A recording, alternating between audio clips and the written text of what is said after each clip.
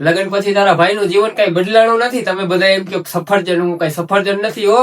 ભાઈ એના મરજીનો માલિક. સવારમાં જયારે મન થાય ત્યારે જ ઉઠવાનું. સવારના 6 વાગે મારા કંટ્રોલમાં પૂરેપૂરી હે.